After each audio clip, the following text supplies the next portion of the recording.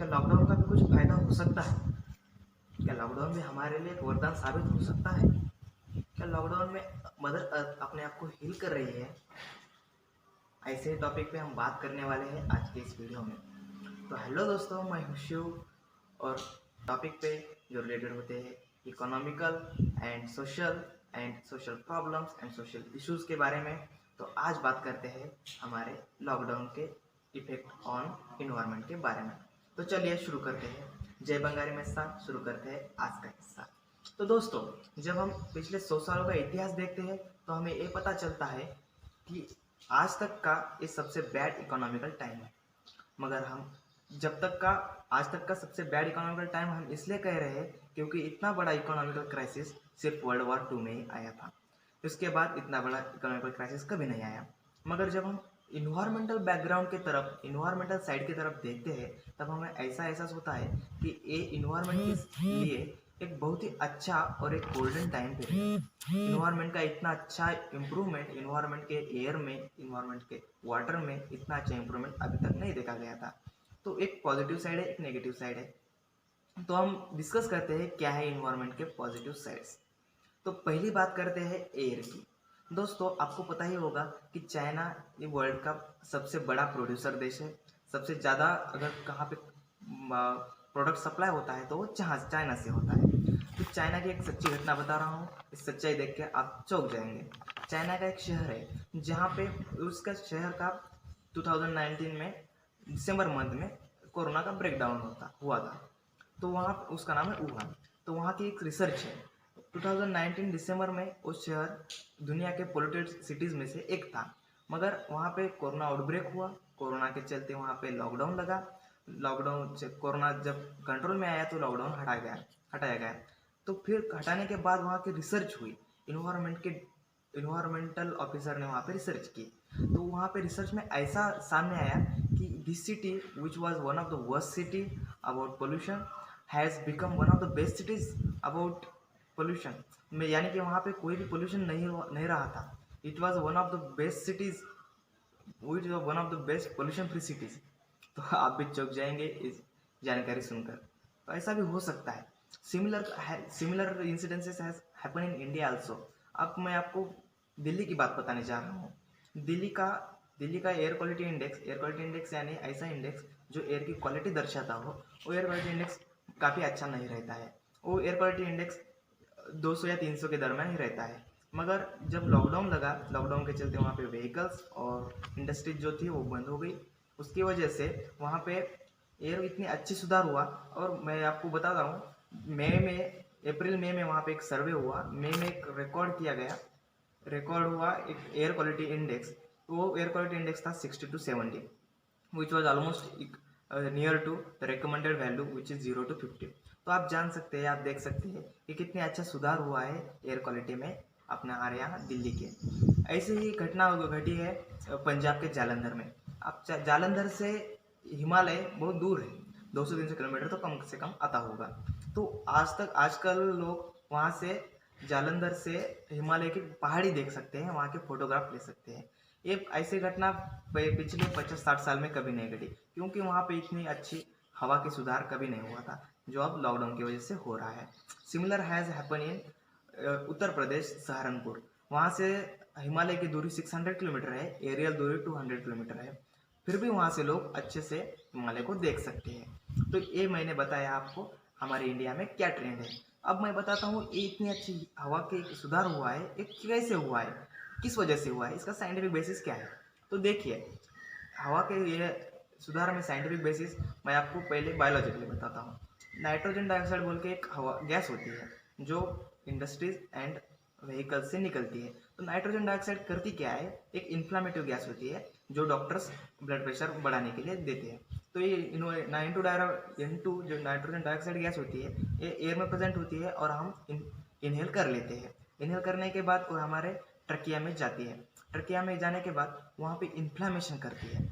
ये वही इन्फ्लामेशन है जो अस्थमा पेशेंट में आप देखते हो। तो यानी कि जिस पर्सन को अस्थमा नहीं है उसको भी अस्थमा होने के चांसेस बढ़ जाते हैं, और जिसको अस्थमा है उसको तो और सीवियर हो जाता है वो अस्थमा। तो N2 का ये मेन फंक्शन है। तो N2 अगर डिक्रीज हो रही है तो हमारे अस्थमा पेशेंट है उनको तो फायदा होगा ही होगा, जो हमारे नॉर्मल पर्सन है, जो हमारे नॉर्मल दूसरे एयर के दूसरे जो डिसीज से परेशान लोग रहे थे उनको भी फायदा होगा। अब बात करते हैं दूसरे पॉइंट की। दूसरा पॉइंट है particulate matter. What is the particulate matter, आपके माइंड में क्वेश्चन आया होगा।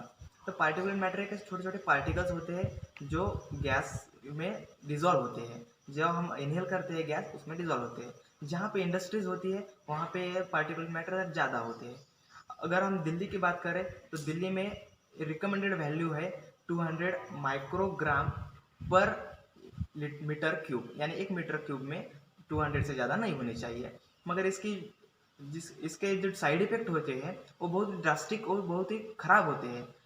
एक एस्टिमेट स्टडी के अनुसार वर्ल्ड में 40 लाख लोग इस पार्टिकुलेट मैटर की वजह से अपनी जान गंवा देते हैं। मेरे पास डाटा है चाइना का। तो चाइना में जब लॉकडाउन लगा था तो लॉकडाउन के चलते जनवरी मंथ में 2020 में इस वायरस ने 72,000 लोगों को अपने चपेट में लिया था। उसमें से मरे सिर्फ 2 से 3 हज़ार ही लोग मर गए। मगर आपको आश्चर्य होगा कि इस हवा के बेहतरीन बदलाव के कारण वहाँ पे 77,000 लोगों की जान बचाई गई। तो ये फायदा हमारे यहाँ के इम्प्रूवमेंट का एयर के। तो ये पार्टिकुलर मैटर यही है वो चीज़ है जो हमको आजकल हम देख रहे हैं ना स्काई में। तो आसमान में देखते हैं तो हमें टिमटिमाते तारे नज़र आते हैं, जब बीच पे देखते हैं तो एकदम क्लियर बीच नज़र आता है। तो इसके पीछे का कारण है पार्टिकुलर मैटर ही है। ये पार्टिकुलर मैटर कम हुआ इसलिए हम इतना अच्छा नज़ारा देख पा रहे हैं, इसलिए हमारे इतने लोग एक मंथ की मैंने आपको जानकारी बताई, ऐसे आप पूरे दुनिया में कितने लोगों की जान बचाई हुई होगी उसका मैं है। एयर पोल्यूशन के सबसे इम्पोर्टेंट टॉपिक की जो है ग्रीन हाउस गैसेस। तो ग्रीन हाउस गैसेस होती क्या है?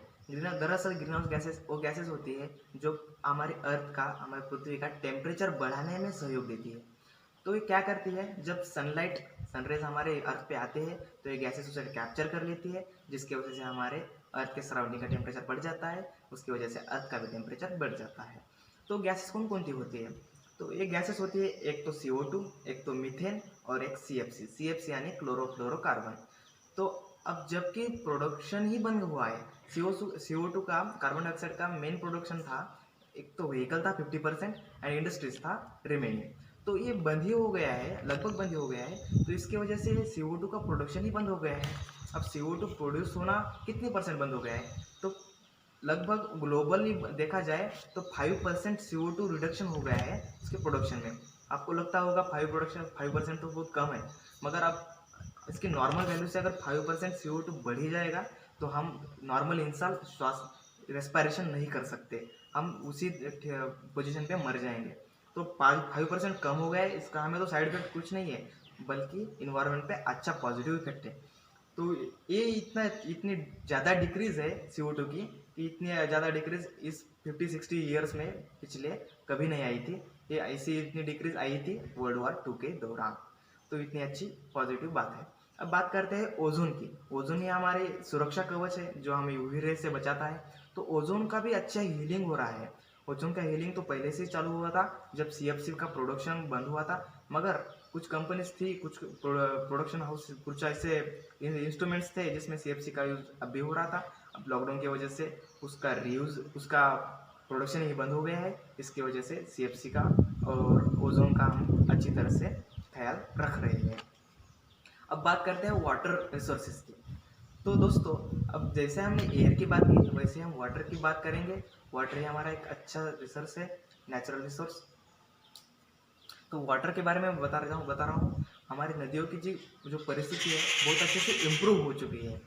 नर्मदा की बात करता हूँ। दिल्ली में नर्मदा की जो फोटो निकाले जा रहे हैं, जो नर्मदा की सिचुएशन देखी जा रही है, उसमें एकदम ऐसा व्यू आ रहा है जैसे हमारे हॉर्न का कहीं का व्यू हो।